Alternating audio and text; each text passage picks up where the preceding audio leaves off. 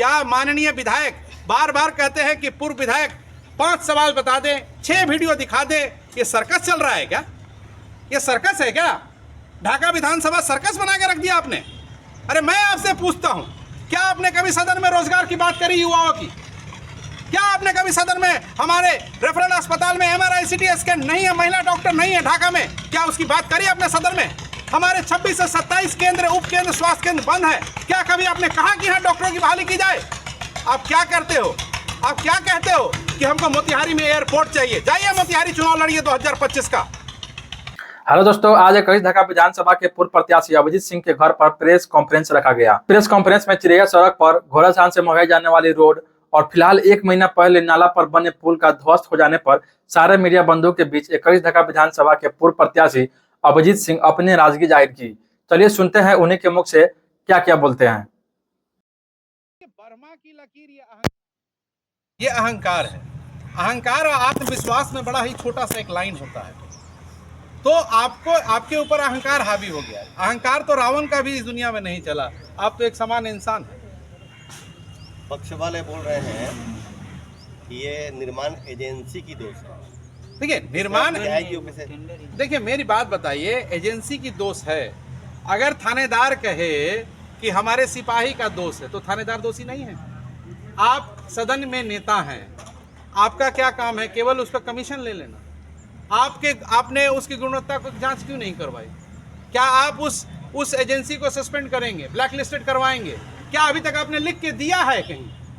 अगर एजेंसी की गलती है, सड़क टूट गई, मैं प्रतिनिधि होता तो लिख के देता कि इसको सस्पेंड किया जाए, इसको ब्लैक लिस्टेड किया जाए, इसकी सारी पेमेंट को वापस सरकार को दिया जाए। क्या ऐसा कोई पहल अगर आपने किया होता? तो आप तो खुद ही सवाल के घेरे में आ जाते हैं।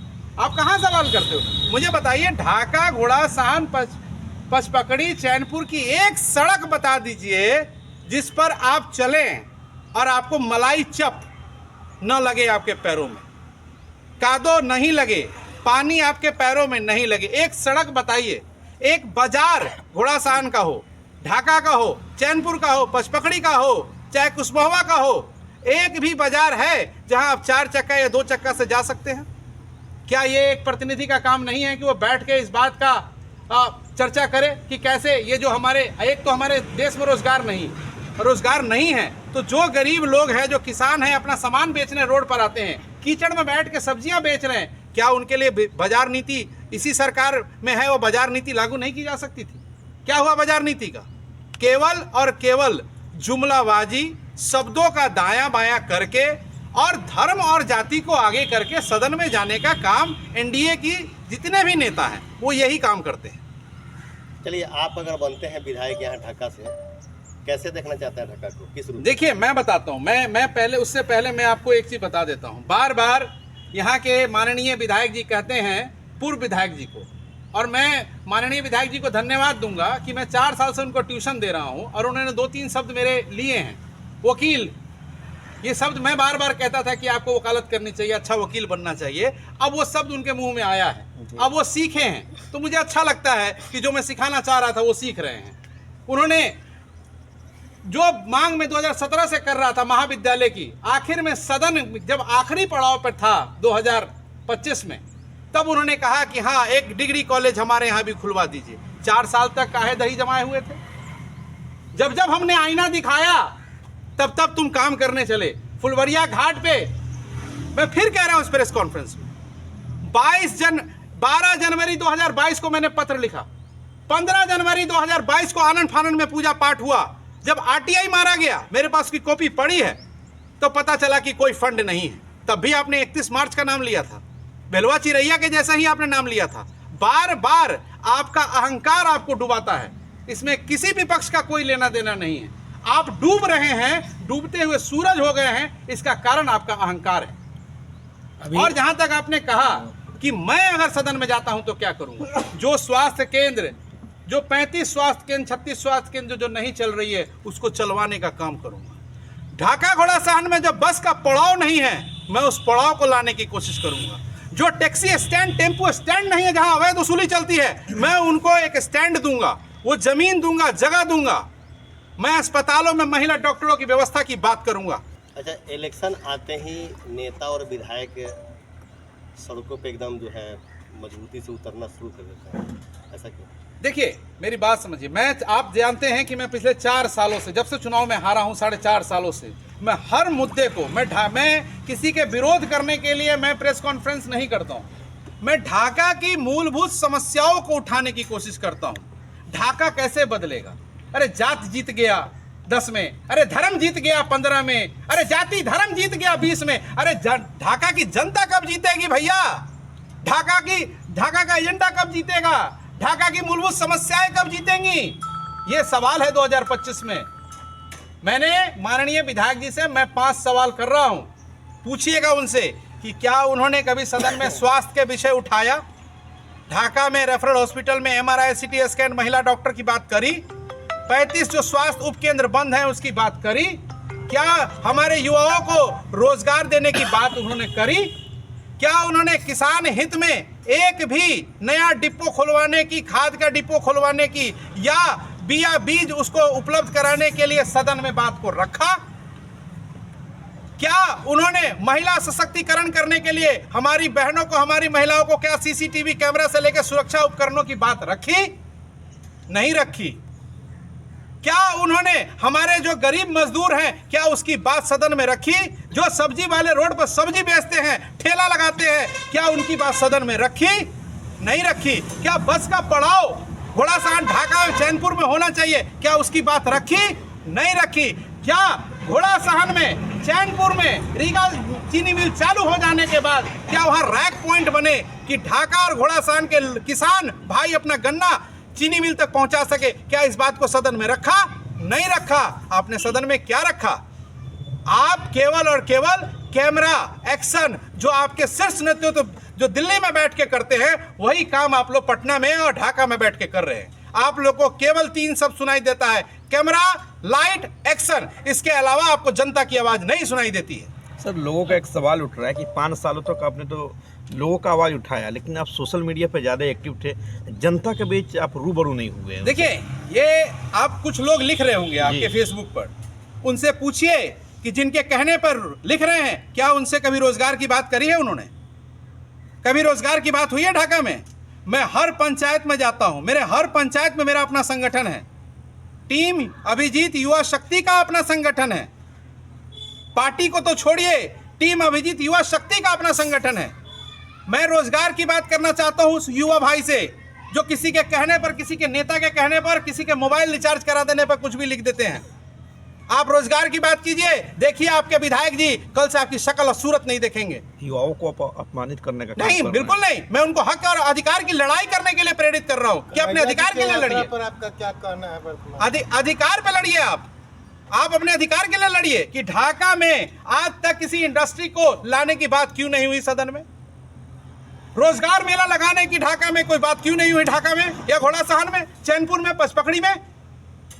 मैं उस युवा भाई से कह रहा हूं, जागिए, सवेरा हो चुका है, 2025 आ चुका है। जो रोजगार की बात करे उसके साथ कदम से कदम मिला के चलिए। अच्छा नेताजी, एक बात और आती है कि अब सांसद महोदय के खिलाफ नहीं बोलते हैं। बिल्कुल बोलते हैं, मैंने तो उनको पत्र भी दिया है। सांसद महोदय से रिलेटेड आप क्वेश्चन करिएगा, क्यों नहीं बोलेंगे? सांसद क्या प्रधानमंत्री से रिलेटेड? आज सदन से गायब थे प्रधानमंत्री, आज सदन से गायब थे। सदन में एक प्रोटोकॉल, सुनिए बता रहे, मैं आ रहा हूं, मैं उस पर भी आ रहा हूं। 20 तारीख को, 20 फरवरी को सारे संसदों की मीटिंग थी। मैंने क्या MP को पत्र नहीं लिखा?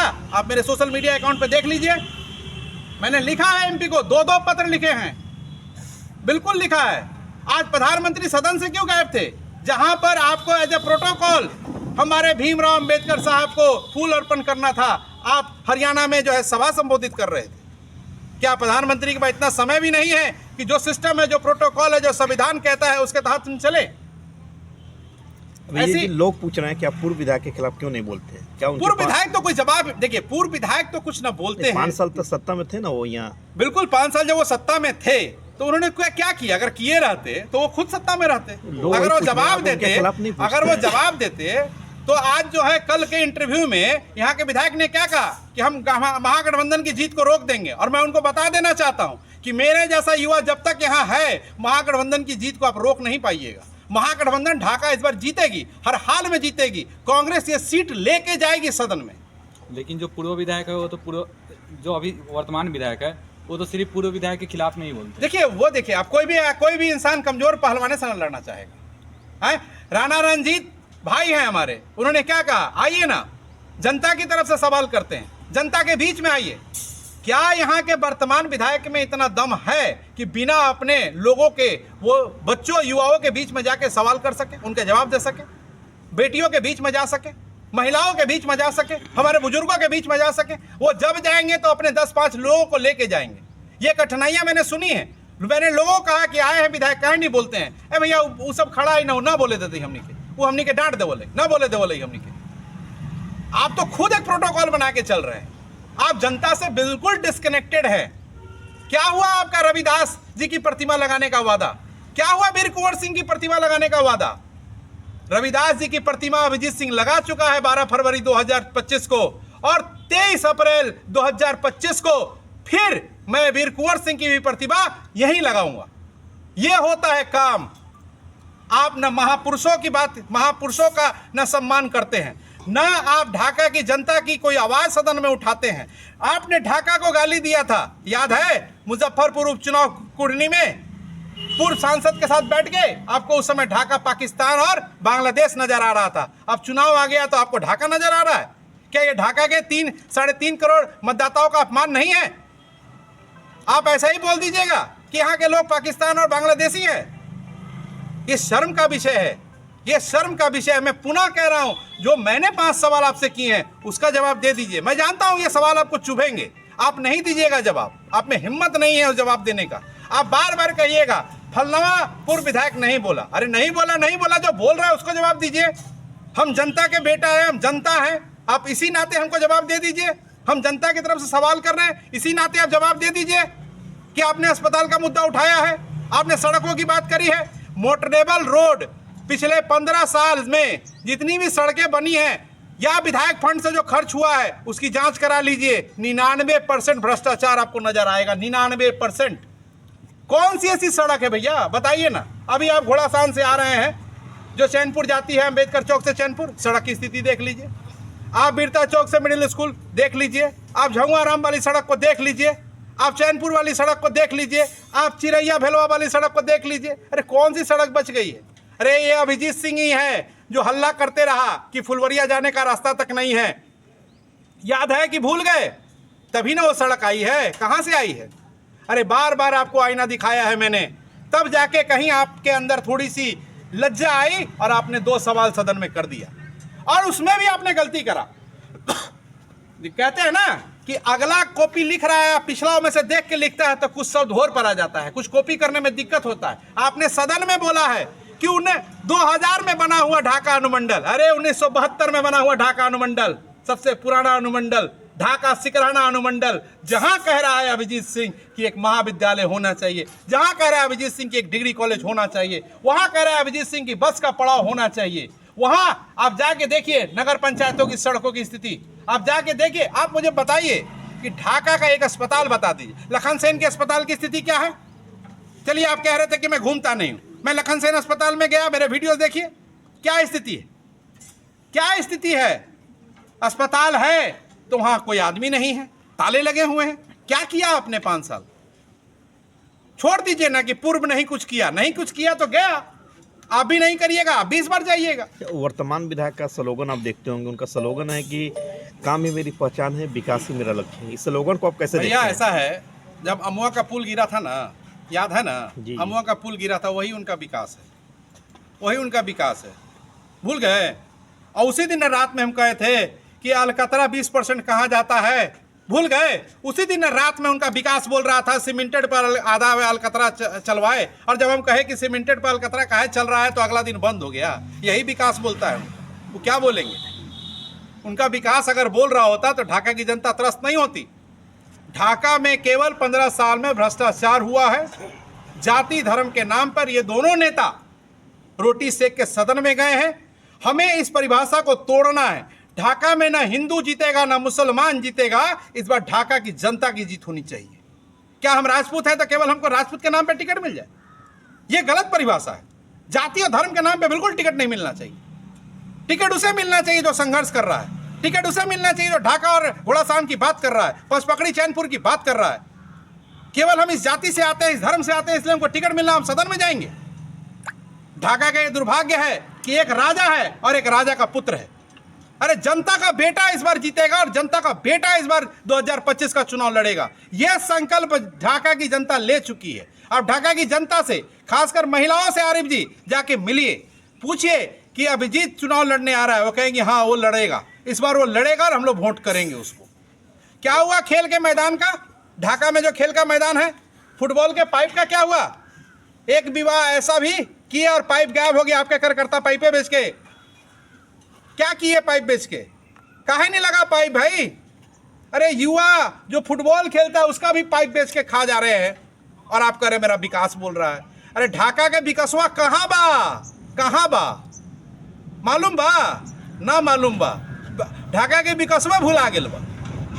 उसी ढाका के विकास को 2025 में खोज के लाना है। पवन जायसवाल जी का एक चंदनवाड़ा गांव को लेकर वक्तव्य आया था कि जब आप अच्छे से काम करते हैं और उसके अकॉर्डिंग आपको उसका फल नहीं मिलता है। डायरेक्ट वे में वो बोले थे कि इस गांव में पूरा मुसलमान हैं, बहुत सारे डेवलपमेंट के काम किए हैं, लेकिन हमें उस अकॉर्डिंग वोट नहीं मिलता है, तो इस वजह से थोड़ा दुख लगता है। तो यह माइंडसेट आप मुझे बताइए, चंदनवाड़ा गाँव इन्होंने गोद लिया था? जी जी बिल्कुल गोद लिया था, हमको सब याद है।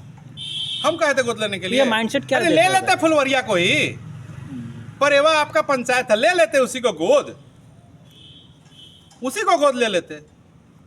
ये गलत माइंडसेट है कि फलना जाति का आदमी हमको वोट नहीं किया, फलना धर्म वाला हमको वोट नहीं किया। अरे लोकतांत्रिक व्यवस्था है, आज अम्बेडकर जी का दिन है, हमको जिसको मन करेगा हम वोट करेंगे, लेकिन काम और योजनाएं सबके लिए लागू होती है, वो किसी एक के लिए लागू नहीं होती है। किसी धर्म विशेष पर आज तक कोई योजना नहीं बना इस देश में।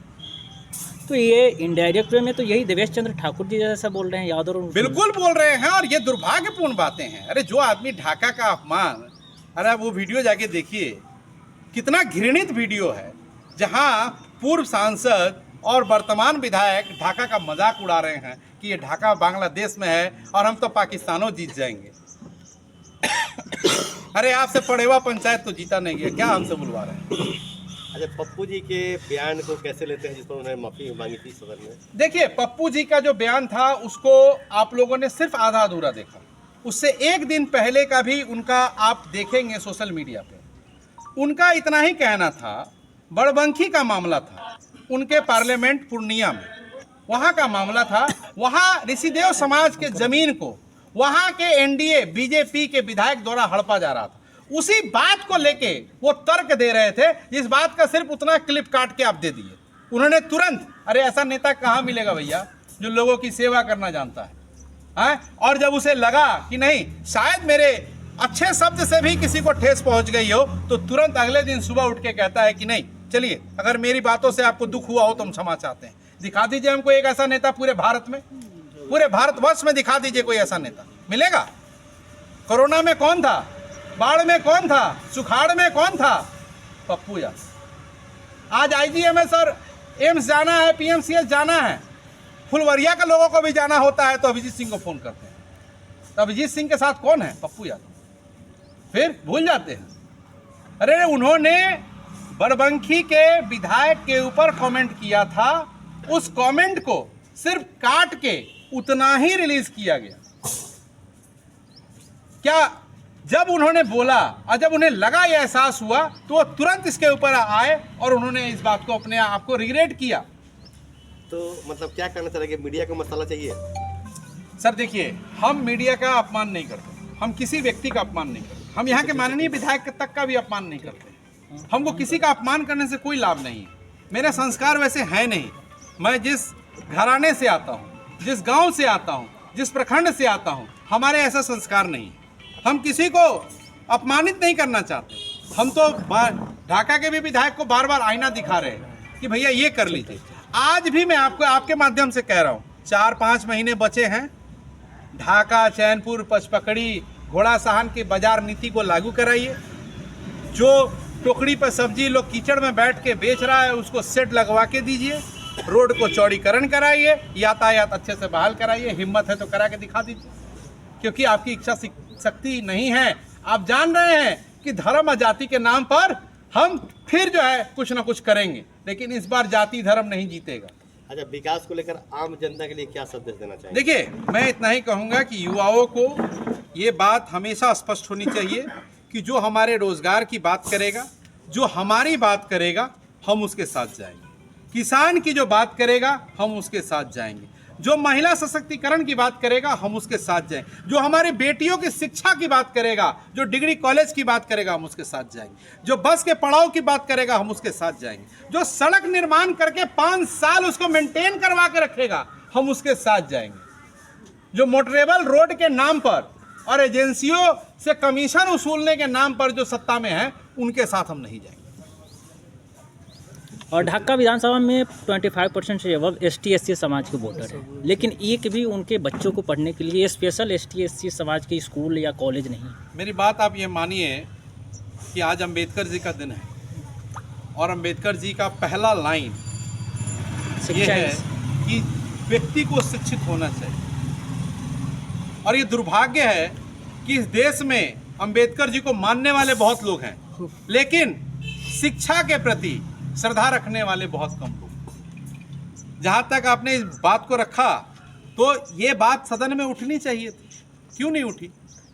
आज ITI कॉलेज खुल के बन के तैयार हो गया, उसमें कितने % ST/ST को आप दे रहे हो? ये सदन में उठना चाहिए था। वहाँ नौकरियाँ कितने लोगों को दे रहे हो? क्या वहाँ भी बाहर के लोग आके नौकरी करेंगे? क्या भेलवा में भी बाहर के लोग आके नौकरी करेंगे? तो ढाका और घोड़ासहन के लोग कहाँ जाएंगे?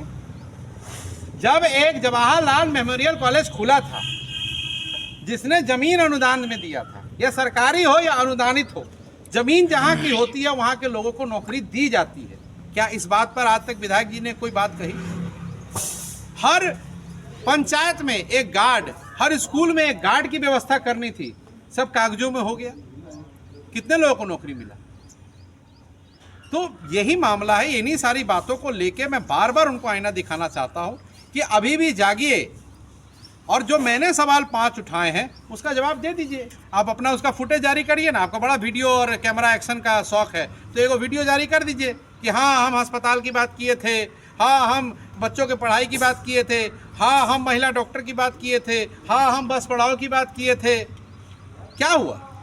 हाँ, हम ट्रेन ठहराव की बात किए थे, हाँ, हम घोड़ासहन चैनपुर में जो है गन्ना के लिए रैक पॉइंट की बात किए थे, क्या हुआ?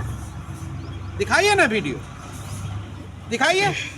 अरे आप लोग को याद होगा राजू भैया कि हम लोग जब कोरोना काल में, ये मेरे साथी हैं, जब हम लोग कोरोना काल में, जब आप लोग घरों में थे, हम लोग अस्पतालों में घूम रहे थे, घोड़ासहन ढाका के अस्पतालों में, जो हॉस्पिटल छोटे छोटे जो हॉस्पिटल है, जमुनिया में है, कवैया में है, भेलवा में है, चैन